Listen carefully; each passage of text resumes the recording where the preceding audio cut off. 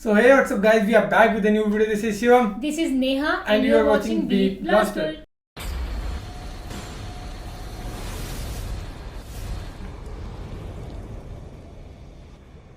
So finally we are back again with a new part. Mohammad सब के लिए part 43.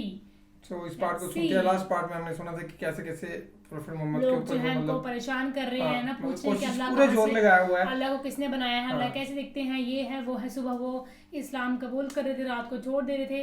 तो लेट्स सी आगे। तो इस पार्ट को स्टार्ट करते हैं, फिर करते हैं बाकी बातें डिस्कस। हमारा गाइस ब्लॉग आ चुका है, प्लीज आप ब्लॉग को देखो, देखें जाके। लिंक डिस्क्रिप्शन में दिया है, एसएन ब्लॉग्स यूट्यूब चैनल पे। हमारी बहुत सी कोशिशें आगे ब्लॉग बनाने की, बस ये है कि आप सभी साथ देना। और इतना मतलब मेरा एक लाइफ का ड्रीम है, वो तेरे को भी पता होगा शायद, कि व्लॉगिंग करनी है और इन सभी से मिलना है। मतलब अलग अलग जगह पे, मतलब मेरे को ये है कि व्लॉग करके ना मतलब फिर अलग अलग जगह पे जाके मीटअप रखने हैं, बस सभी से मिलना है, बस ये है। पूरे इंडिया में, फॉरेन में हो सके तो फॉरेन, देखेंगे वो कभी होगा जिंदगी में। इसको करते हैं प्ले, फिर करते हैं बाकी बातें डिस्कस। चलिए आगे बढ़ते हैं। अब्दुल्ला बिन उबई के मुनाफिकत के और दोगलेपन के 50 वाकयात सीरत की किताबों में मिलते हैं। एक मर्तबा हुआ ये कि एक जंग से वापस होते हुए दो सहाबियों में किसी बात पर तकरार हो गई। उनमें से एक सहाबी मुहाजिर थे और एक अंसारी। थोड़ी बहस व मुबाहिसे में बात बढ़ गई तो एक मुहाजिर सहाबी ने अंसारी सहाबी को एक थप्पड़ मार दिया। इत्तेफाक से मुनाफिकों का सरदार अब्दुल्ला बिन उबई भी वहां पर मौजूद था। उसने अपनी आंखों से ये वाकया देखा। वो तो ऐसे मौकों की तलाश में रहता था। उसने फौरन सारे मुहाजिर सहाबा को बुरा भला कहना शुरू कर दिया, गालियां देना शुरू कर दी। कहने लगा, क्या हम इसी वास्ते मोहम्मद पर ईमान लाए हैं कि इन मुहाजिरों के, इन बाहर से आने वालों के थप्पड़ खाएं? फिर तमाम अंसारियों से कहने लगा कि अब आइंदा इन मुहाजिरों की, इन बाहर से आने वालों की मदद करना बिल्कुल बंद कर दो। इस तरह ये खुद तंग आकर मदीना से भाग जाएंगे। अब मैं मदीना पहुंचकर इन जलील आदमियों को शहर से निकलवा दूंगा। अब्दुल्ला बिन उबई की ये बकवास, ये बकबक हजरत ज़ैद बिन अरकम अंसारी ने भी सुनी। हालांकि वो खुद भी कबीले खजरज के थे, जिस कबीले से अब्दुल्ला बिन उबई था। दिन ब दिन वो बहुत ज्यादा तकलीफ उसकी बढ़ती जा रही है और हमें कहीं ना कहीं, मगर उन्हें मुहाजिरों की ये तौहीन सख्त बुरी लगी। उन्होंने फौरन ये वाकया अपने चचा को सुना दिया। चचा ने ये बात हुजूर पाक सल्लल्लाहु अलैहि वसल्लम को बता दी। आपने हजरत ज़ैद और अब्दुल्ला बिन उबई को बुलाकर वाकया पूछा, मगर रसूल पाक सल्लल्लाहु अलैहि वसल्लम के सामने अब्दुल्ला बिन उबई साफ मुकर गया, पलट गया, क्योंकि वो मुनाफिक था, दोगला था। और दोगले लोग पलटू होते हैं। ये सीधी सादी जबान में मैंने आपको समझा दिया कि फौरन पलट जाते हैं। कहने लगा कि ज़ैद तो मुझ पर इल्जाम लगा रहे हैं, मैंने ऐसी कोई बात नहीं कही। अब्दुल्ला इब्ने उबई के अचानक इस तरह पलट जाने की वजह से अंसारी सहाबा हजरत ज़ैद पर ही नाराज हो गए कि तुमने ऐसी गलत बात रसूल पाक सल्लल्लाहु अलैहि वसल्लम की खिदमत में कही। और हजरत ज़ैद तो अब्दुल्ला बिन उबई के इस पलट जाने की वजह से और इस चालाकी पर हैरान हो गए। उनको यकीन नहीं हो रहा था कि एक आदमी किस तरह पलट सकता है, लेकिन वो खामोश होकर एक तरफ जाकर बैठ गए। मगर उसके बाद अल्लाह तबारक व तआला ने अपने रसूल पाक सल्लल्लाहु अलैहि वसल्लम पर वही नाजिल फरमाई, जिसमें आपको बताया कि अब्दुल्ला इब्ने उबई झूठा है और हजरत ज़ैद सच्चे हैं।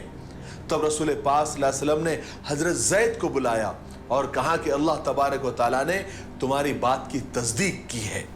ये बात जब हजरत उमर फारूक रजी अल्लाह तआला को मालूम पड़ी तो उन्हें अब्दुल्ला इब्ने उबई पर सख्त गुस्सा आया। वो गुस्से में रसूल पाक सल्लल्लाहु अलैहि वसल्लम की खिदमत में हाजिर हुए और अर्ज किया कि या रसूल अल्लाह सल्लल्लाहु अलैहि वसल्लम, अगर आप इजाजत दे तो अब्दुल्ला इब्ने उबई की अभी गर्दन मार दूं।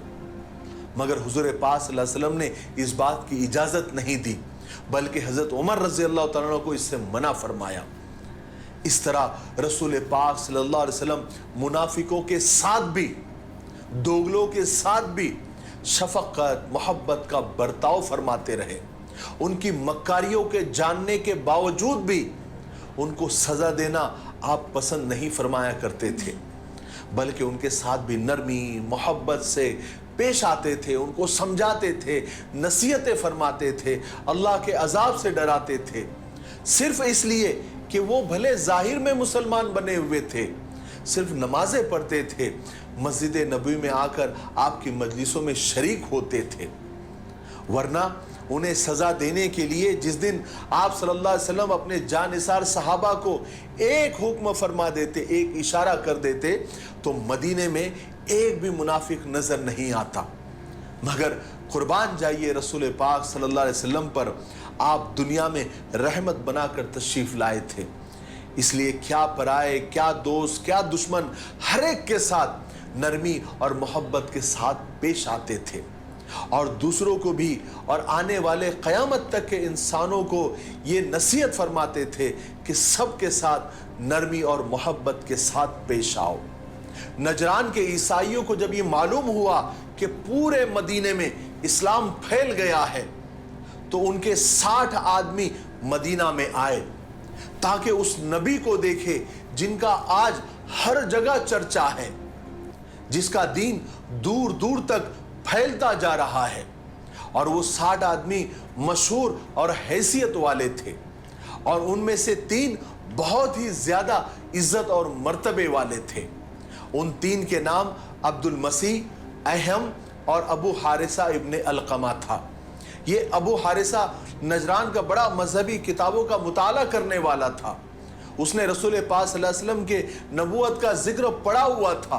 वो जानता था कि एक नबी आखिरुज़्ज़मा तशरीफ लाने वाले हैं, जिनकी आदतें ऐसी होगी, उनका दीन ऐसा होगा, उनकी फलाना निशानियां ऐसी होगी।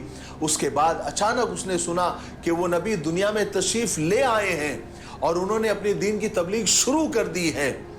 तो उसने आप सल्लल्लाहु अलैहि वसल्लम की निशानियां और अलामतें मालूम की, तो वही थी जो उसने अपनी किताबों में वो पढ़ चुका था।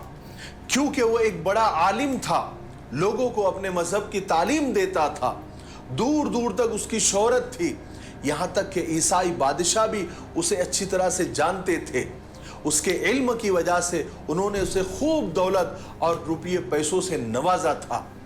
इसलिए वो रसूल पाक सल्लल्लाहु अलैहि वसल्लम को अच्छी तरह जानने पहचानने के बावजूद भी आप सल्लल्लाहु अलैहि वसल्लम पर ईमान लाने से डरता था, क्योंकि उसको मालूम था अगर मैंने रसूल पाक सल्लल्लाहु अलैहि वसल्लम पर ईमान ले आया तो फिर सारी दौलत, इज्जत और सारी अय्याशी मुझसे छिन जाएगी। गर्ज के नजरान के ईसाई रसूल पाक सल्लल्लाहु अलैहि वसल्लम को देखने और आप सल्लल्लाहु अलैहि वसल्लम के साथ बहस मुबाहिसा करने के लिए आए, क्योंकि ईसाइयों का ये कहना था कि हमारे पास तो ईमान मौजूद है, हमारे पास तो आसमानी किताब मौजूद है, फिर किसी दूसरे पर ईमान लाने की क्या जरूरत है। हालांकि ईसाइयों ने ईसाई मजहब को बिल्कुल बदल दिया था, गलत सलत अकीदे गढ़कर अल्लाह तबारक व तआला के साथ किसी को शरीक करने लग गए थे। हज़रत ईसा अलैहिस्सलातु वस्सलाम को अल्लाह का बंदा और अल्लाह का नबी कहने के बजाय नाउज़ु बिल्लाह वो खुदा का बेटा और खुदा कहते थे, और उसकी दलील ये देते थे कि हज़रत ईसा अलैहिस्सलातु वस्सलाम मुर्दों को जिंदा किया करते हैं और कोड़ियों को अच्छा कर देते थे, और इन बातों की वजह से ही वो कहते थे कि ये तो खुदा का काम है। इसलिए हज़रत ईसा भी नाउज़ु बिल्लाह खुदा के बेटे हैं या खुदा है। यही सब बातें ईसाइयों ने हुजूर पाक सल्लल्लाहु अलैहि वसल्लम की खिदमत में हाजिर होकर कही। जब अब्दुल मसीह और अहम ने आप सल्लल्लाहु अलैहि वसल्लम से बात करनी शुरू की, तो आप सल्लल्लाहु अलैहि वसल्लम ने उनसे फरमाया कि तुम ईमान ले आओ, तुम मुसलमान हो जाओ। तो उन्होंने जवाब में कहा कि हम तो मुसलमान हैं ही। आपने फरमाया कि नहीं, हकीकत में तुम मुसलमान नहीं हो। उन्होंने जवाब दिया, नहीं, हम तो तुम्हारे से पहले मुसलमान हो चुके हैं। आप सल्लल्लाहु अलैहि वसल्लम ने फरमाया कि गलत कहते हो, तुम इस्लाम पर नहीं हो, क्योंकि तुम हजरत ईसा को खुदा का बेटा मानते हो, तुम सलीब की पूजा करते हो और तुम खिंजीर खाते हो। इस तरह रसूल पाक सल्लल्लाहु अलैहि वसल्लम नजरान की इस खिंजीर क्या था? आई नो आपके मन में क्वेश्चन आएगा। हमें को पता है, वो सूअर को कहते हैं, आई थिंक, है ना? वीडियो आप रोकोगे आप। ईसाइयों को हक और सच्चाई का पैगाम देते रहे, उन्हें समझाते रहे कि तुम गुमराही पर हो, तुम्हारे अकीदे गलत है। और अल्लाह तबारक व तआला ने वही के ज़रिए जो हज़रत ईसा के बारे में आप सल्लल्लाहु अलैहि वसल्लम को बताया था, वो सारी बातें आप सल्लल्लाहु अलैहि वसल्लम ने उनको सुनाई। मगर नजरान के ये ईसाई आप सल्लल्लाहु अलैहि वसल्लम के साथ बहस ही करते रहे।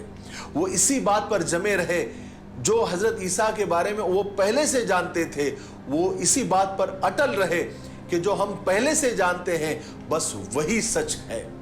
फिर रसूल पाक सल्लल्लाहु अलैहि वसल्लम ने नजरान के उस वफ्द के सामने कुरान पाक की कुछ आयतें तिलावत फरमाई। उस पर वो लोग बहुत ज़्यादा डर गए, खौफजदा हुए।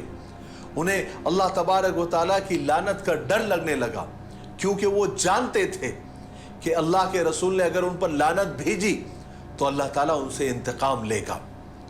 और नजरान का ये वफ्द, उनको पता था कि वो अल्लाह से मुकाबला करने की ताकत नहीं रख सकते, इसलिए उन्होंने बहस व मुबाहिसा बंद किया और ये कहते हुए वहाँ से चले गए कि ए अबुल कासिम। अबुल कासिम आप सल्लल्लाहु अलैहि वसल्लम की कुन्नियत थी, चूँकि कासिम आप सल्लल्लाहु अलैहि वसल्लम के बेटे थे जिनका बचपन में ही इंतकाल हो गया था, इसलिए आपको अबुल कासिम भी कहकर लोग बुलाते थे, यानी कासिम के बाप। तो ईसाइयों ने कहा कि ए अबुल कासिम, हमें अपने मामले में थोड़ा गौर करने की मोहलत दीजिए, उसके बाद हम मिलकर आपको कोई आखिरी जवाब देंगे। और फिर वो वहाँ से उठ गए। जब ये सब लोग जब अलग होकर मिले तो उन्होंने अपने अमीर से पूछा कि अब्दुल मसीह, तुम्हारा क्या ख्याल है? खुदा की कसम, तुम समझ चुके हो कि मोहम्मद ही अल्लाह तबारक व तआला के भेजे हुए नबी है। उन्होंने हज़रत ईसा के बारे में जितनी बातें बताई है वो बिल्कुल सच्ची है और आखिरी खबर है, ये तुम सब जानते हो। उस ईसाई वफ्द के अमीर अब्दुल मसीह ने सबसे कहा कि देखो ईसाइयों, मेरे भाइयों, अगर तुम अपने ही दीन पर कायम रहना चाहते हो और मोहम्मद के दीन को कबूल नहीं करना चाहते हो तो बिना मोहम्मद को बुरा भला कहे, बिना किसी इंतकामी जज्बे के और बिना बदले की भावना के खामोशी के साथ अपने घरों को लौट जाते हैं। इसी में हम सब की भलाई है। इस बात को सब ने मान लिया और इत्तेफाक कर लिया कि हम मोहम्मद का मुकाबला नहीं करेंगे सल्लल्लाहु अलैहि वसल्लम, बल्कि अपने घरों को वापस लौट जाएंगे।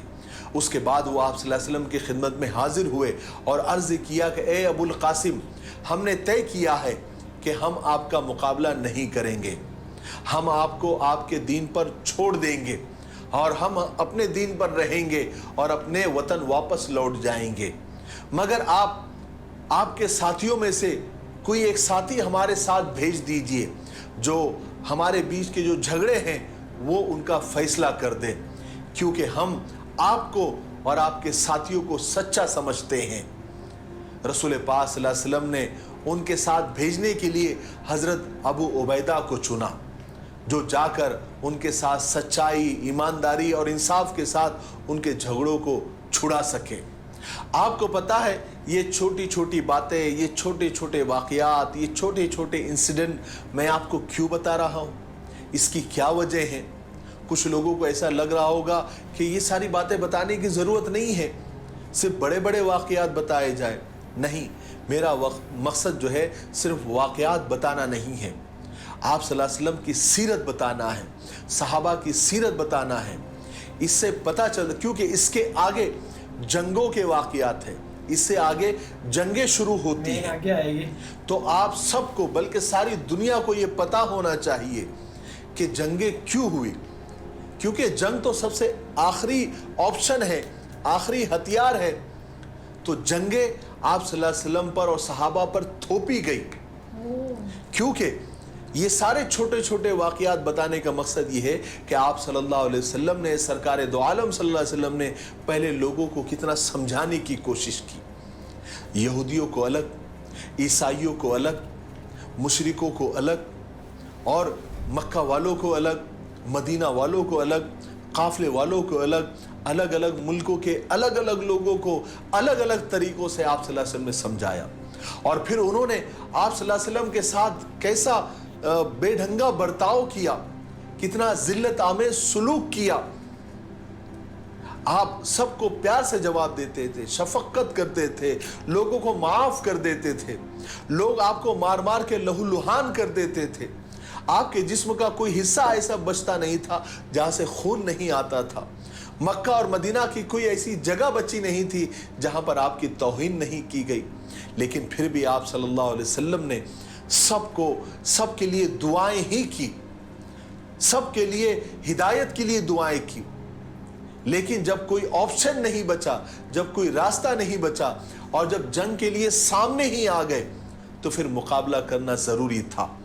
मेरा मकसद सिर्फ वाकयात बताना नहीं है, बल्कि आप सल्लल्लाहु अलैहि वसल्लम की सीरत को बताना है, ताकि इस्लाम के दुश्मनों को पता चले कि इस्लाम तलवार से नहीं फैला, बल्कि प्यार, मोहब्बत, शफकत, इंसाफ से फैला है। ये सारी चीजों का मकसद ये है। इसलिए आप ये छोटे छोटे वाकयात आप सुन लीजिए, इसमें आप एंटरटेनमेंट, नेटवर्क चला गया और वीडियो आई थी, इतनी ही थी, है ना। और मजा मत ढूंढिए, इसको सिर्फ आप मालूमात, इंफॉर्मेशन और सीरत समझकर सुनिए और उसको याद करने की कोशिश कीजिए। इंशाअल्लाह इन सारे छोटे छोटे वाकयात का आपको रिजल्ट आगे के वाकयात में समझ में आएगा कि वो छोटे छोटे वाकयात क्यों बयान किए गए थे। मुझे उम्मीद है कि आपको सारी बातें अच्छे से समझ आ गई होंगी। अब तक के आप सारे वाकयात, अगर कोई हिस्सा आपका छूट गया हो तो आपको उसको सुन लीजिए, क्योंकि आगे सब जंगों के वाकयात है, जंग बदर, जंग उहद और जंग खंदक और बहुत सारी जंगें हैं, वो सारे वाकयात आगे आने वाले हैं। इसलिए पिछले हिस्सों को आप अच्छी तरीके से तो ये थी वीडियो आज की। और दोबारा इसमें अच्छा, लास्ट वीडियो में मैंने ये बात कही थी कि पता नहीं वो कैसे सह लेते थे इतना सब कुछ यार, है ना। जैसे उन्होंने कहा कि कोई पार्ट ऐसे नहीं होगा उनकी बॉडी पे जहाँ से खून ना निकला हो, या कोई ऐसी गली या कोई ऐसी जगह नहीं होगी मक्का मदीना में जहाँ पे उनकी तौहीन ना हो कोई। कि मतलब ऐसा क्यों हुआ कि जंग आ गई, क्योंकि जंग तो एक आखिरी हथियार होता है ना। और दूसरी बात ये सबसे मेन बात ये कि हमें सुनने को बहुत जगह मिलता है, हम वीडियोस भी देख चुके हैं कि इस्लाम तलवार की फैला है ना।